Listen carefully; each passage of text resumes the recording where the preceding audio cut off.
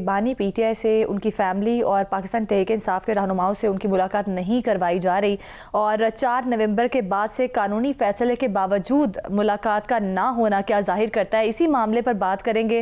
Doctor Babar ایوان رہنما پاکستان تحریک انصاف ہمارے ساتھ موجود ہے۔ بہت شکریہ آپ کا ڈاکٹر بابر ایوان صاحب۔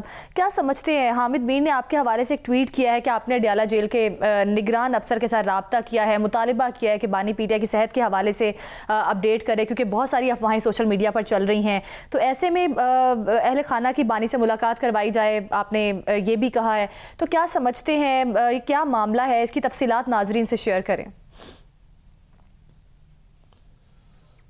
تھینک یو عمران اینڈ زینب۔ دیکھیے، پہلے تھوڑا سا پرسپیکٹو میں بتا دیتا ہوں کہ پاکستان کے اندر اس وقت غیر ملکی جاسوس، اس وقت دہشت گرد، اس وقت منی لانڈرنگ والے، اس وقت جو پاکستان کو لوٹ کے کھا گئے، وہ بہت سارے مقدمے چل رہے ہیں، اور اس میں قتل کے مقدمے بھی ہیں اور دوسرے بھی ہیں جو اخلاقی جرائم بھی ہیں، لیکن ہر قیدی کو ہفتے میں 2 دفعہ ملاقات کا حق قانون دیتا ہے، بالکل، اور اس سے اوپر قانون سے ایک بالاتر ہے آئین پاکستان کا 1973 کا، جس کو ہم دستور کہتے ہیں۔ اس دستور کے آرٹیکل 14 کے اندر بھی یہ گارنٹی ہے کہ احترام آدمیت کرتے ہوئے جو بیسک رائٹس ہیں آرٹیکل 9 میں دیے گئے، وہ بھی فنڈامنٹل رائٹس ہیں، ان کو پروٹیکٹ کرنے کی ذمہ دار ہیں سارے ریاستی ادارے۔ Imran Khan, let's assume that is an ordinary prisoner, وہ ایک عام آدمی ہے اور وہ بند ہے۔ لا اجازت دیتا ہے کہ وہ اپنے بیٹوں سے بات کریں گے فون پہ۔ 6واں ہفتہ ہے اور آج گن کے 25واں روز ہے، ان کی کوئی ایکسیس کسی کے لیے بھی نہیں ہے۔ میں نے بیٹے سب سے پہلے کہے، اس لیے کہ قریب ترین باپ بیٹے کا رشتہ ہوتا ہے، پھر بہنیں آ گئیں اس میں، اور پھر باقی لوگ آتے ہیں، اس کے بعد آتے ہیں۔ اس کو جو فرسٹ بلڈ ہے اس کو بھی ان سے ملنے کی اجازت نہیں ہے۔ یہ جو جتنا بھی ماحول پیدا ہوا ہے، اور میں نے اس کو کوشش کی کہ ریشنلائز کیا جائے، اور حامد میر کا شکریہ جنہوں نے اس کو ٹویٹ بھی کیا، اور ریشنلائز کرنے کے لیے 2 بڑے امپورٹنٹ کوشچنز ہیں۔ کوشچن نمبر 1 کہ عمران خان اگر تندرست ہیں، ٹھیک ہیں، اور دوسرا اس کا پہلو یہ ہے کہ اگر وہ اڈیالہ جیل، جو ان کے لیے جو ٹرائل کورٹس ہیں انہوں نے ڈیزگنیٹڈ جیل میں وہ بھیجتے ہیں، اور اس کا نام لکھا جاتا ہے، اور آگے جا کے کسٹڈی حوالے کی جاتی ہے، جو ملزم بند کیا جاتا ہے اس کے دستخط ہوتے ہیں، اس کے پنجے یعنی 10 کے 10 انگوٹھے بھی اس کے لگوائے جاتے ہیں۔ تو یہ انشور کرنے کے لیے کہ وہ بالکل ٹھیک ہے، ان کے میڈیکل ایگزامینیشن بھی کروائے جاتے ہیں۔ اس وقت فیملی میں نے کہہ دی، لائرز جو ان کو ڈیفینڈ کرتے ہیں، ان کو میرے پاس بھی پرمیشن ہے، ملنے کی اجازت ہمیں نہیں ہے۔ اس کے بعد جو ان کے ڈاکٹرز ہیں، فزیشنز ہیں، ان کو بھی ملنے کی ان سے اجازت نہیں ہے۔ رات کو ایک صوبے کا چیف ایگزیکٹو وہاں پوری رات باہر بیٹھتا ہے، اور صبح اس کو کہا جاتا ہے 8 بجے ہم آپ کی ملاقات کروا دیں گے۔ وہ ملاقات بھی 2 منٹ اس نے کہا کروا دیں، وہ بھی نہیں کروائی گئی۔ اب اس پہ اگر کوئی آرڈنری آدمی ہو، پتہ لگے گھر والوں کو کہ ملاقات نہیں ہو رہی، تو لوگ تماشبینی نہیں کریں گے، لوگ شور کریں گے اور لوگ بولیں گے۔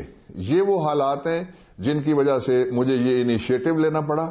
وی کانٹ سٹ۔ اچھا ڈاکٹر صاحب یہ فرمائیے گا، جی ڈاکٹر صاحب سر یہ فرمائیے گا کہ ایک تو آپ کی جیل کے کس اہلکار سے بات ہوئی، اور دوسرا ماشاءاللہ یہ مجھے ذاتی طور پہ پتا ہے کہ آپ بڑے باخبر وکیل ہیں، اور وکیل سے کہیں بڑھ کے ہیں۔ یہ فرمائیے گا کہ آپ کے پاس ذاتی طور پہ کیا اطلاعات ہیں کہ بانی P T I Imran Khan صاحب جو ہیں ان کی اندر جیل میں حالت کیسی ہے، وہ ٹھیک ہے، اس وقت کہاں ہے، کس حال میں ہے؟ ذرا یہ ہمارے ناظرین کے ساتھ صرف 2 چیزیں شیئر کر دیں۔ پہلی چیز یہ ہے کہ میرے پاس موبائل نمبر، اس کا واٹس ایپ ہے، جو 5 بڑے عہدیدار ہیں اس وقت اڈیالہ جیل کے اندر، اور ان کے اوپر 2 آفیسرز ہیں، ان کا بھی ہے۔ میں نے جو سپرنٹینڈنٹ ہے، ڈائریکٹلی جو ذمہ دار ہوتا ہے، سینئر سپرنٹینڈنٹ اس کو کہتے ہیں، ان کے موبائل پہ میں نے 7:38 پہ ٹائم بھی نوٹ کیا، اور ساتھ لکھا کہ آج 27 تاریخ کو میں اتنے بجے آپ کو میسج کر رہا ہوں۔ یہ 3 سوال ہیں جن کے آپ جواب دیں۔ سوال نمبر 1، کیا ڈیزگنیٹڈ جیل کے اندر عمران خان اڈیالہ میں موجود ہیں؟ یہ سادہ سا سوال ہے، میں نے راکٹ سائنس نہیں پوچھی۔ دوسرا سوال یہ ہے کہ کیا وہ صحت مند ہیں اور فلی پروٹیکٹڈ ہیں؟ اور تیسرا ایک سوال میں نے پوچھا کہ کیا آپ ان کی فیملی کو یا مجھے یہ ایکسیس دیں گے دو طریقے سے بلکہ میں نے بات کی، اس سے زیادہ ڈھیلی بات اور ریزنیبل بات کوئی نہیں کی جا سکتی تھی. میں نے کہا کہ آپ ان میں سے کسی کو بلا لیں، ملوا دیں، یا میرے ساتھ ان کی آپ ویڈیو کال کرا دیں. اس کا جواب ابھی تک نہیں آیا جب میں آپ سے بات کر رہا ہوں. اب دوسرا میں آپ کا سوال لیتا ہوں کہ عمران خان کی کیا حالت ہے اور وہ ہیں کہاں. آپ نکال کے دیکھ لیجئے گا کہ 30 سپٹمبر کو میں نے، جو آپ نے کہا کہ میرے پاس خبر بھی ہوتی ہے، میں شہر اقتدار اور میں اکٹھے جوان ہوئے ہیں اور میرا علاقہ ہے یہ، اس لیے مجھے پتا چلا کہ ان کو ایک گیرزن ایریا میں ایک سیل بنایا گیا، وہاں شفٹ کرنے لگے. میں نے اس وقت سوال اٹھائے، اس پہ بڑی ڈیبیٹ ہوئی، اور اگر وہ جیل کے اندر موجود ہیں تو میں نے کتنا کوئی رازدارانہ بات کی ہے جس کے اوپر حکومت جواب دینے کے لیے تیار نہیں ہے، مرکزی وزیر داخلہ جواب دینے کے لیے تیار نہیں ہے، پنجاب کی وزیر اعلیٰ جواب دینے کے لیے تیار نہیں ہے، اور ان کے نیچے جو جیل کا منسٹر ہے وہ بولنے کے لیے تیار نہیں ہے، ہوم سیکرٹری بولنے کے لیے تیار نہیں ہے، اور جیل سپرنٹینڈنٹ بھی بولنے کے لیے تیار نہیں ہے. اب یہ جو ڈیفننگ سائلنس، یعنی جس کو کہتے ہیں یہ جو موت کی خاموشی ہے لوگوں کے اوپر چھائی ہوئی، اس کی وجہ کیا ہے وہ بتا دیں. چلیں جی، وہ کس لیے نہیں بول سکتے؟ اس لیے کسی کو کوئی پتہ نہیں ہے کہ وہ کہاں ہیں، نمبر 1 میرے سمیت، اور دوسرا کہ ان کی صحت سلامتی کے حوالے سے ہمارے پاس 25 دن سے، اب تھوڑی دیر بعد 26واں آ جائے گا 2 گھنٹے بعد، کسی کے پاس کوئی خبر سرے سے ہے نہیں.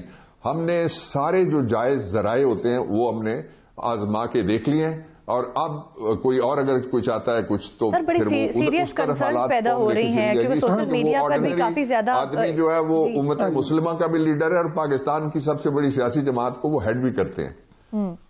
اچھا سر، گزارش یہ ہے کہ جیسے آپ نے خود ذکر کیا کہ سہیل افریدی صاحب نے دھرنا بھی دے دیا، وہ وزیر اعلیٰ ہیں، ایک صوبے کے چیف ایگزیکٹو ہیں، اس کے بعد علیمہ خان صاحب نے سپرنٹینڈنٹ اڈیالہ جیل کے خلاف ایک بار پھر توہین عدالت کی درخواست بھی دائر کر دی ہے. ان دھرنوں اور درخواستوں سے آپ کیا سمجھتے ہیں، کوئی فائدہ ہوگا یا صورتحال جو ہے وہ اسی طرح رہے گی؟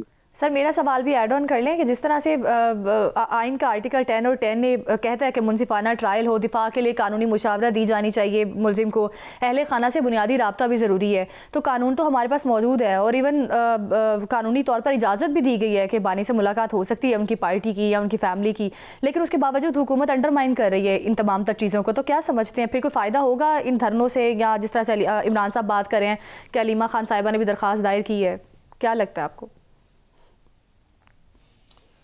دیکھیے، اب یہ 3 سوال ہو گئے. سب سے پہلے یہ ہے کہ پاکستان کے دستور کے اندر آپ نے آرٹیکل 10A کا ذکر کیا، اور 10 میں جو لیگل اسسٹنس ہے مرضی کی، اس کا بھی ذکر آپ نے کر دیا.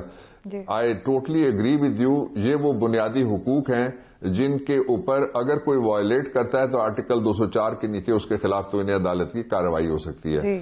وہ اسی لیے تو یہ شور اٹھا ہوا ہے کہ اگر عدالتیں بھی اپنے دروازے بند کر کے یا اپنی آنکھیں بند کر کے یا کانوں میں انگلیاں دے لیں کہ ہمیں کوئی آواز نہیں آ رہی، تو فارمر پرائم منسٹر ہیں وہ کہاں ہیں، کس حال میں، یہ بھی ہمیں پتہ نہیں ہے.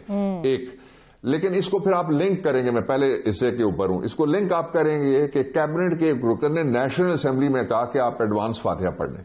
What is this naan سینسیکل statement which is made? یہ جب وزیر بولتا ہے تو آرٹیکل 1991 کے مطابق پوری کابینہ بولتی ہے. مصطفیٰ ایم پیکس کے کیس میں سپریم کورٹ آف پاکستان نے بھی کہہ رکھی ہے یہی بات جو میں آپ سے کہہ رہا ہوں.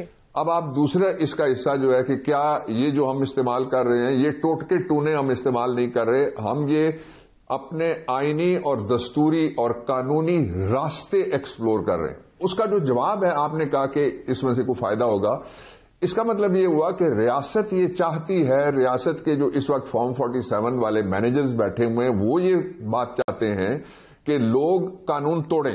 جو قانون توڑے گا اس کی بات سنی جائے گی، جو قانون پہ عمل کرے گا اس کو ہم قانون کی راہداریوں میں گھماتے رہیں گے.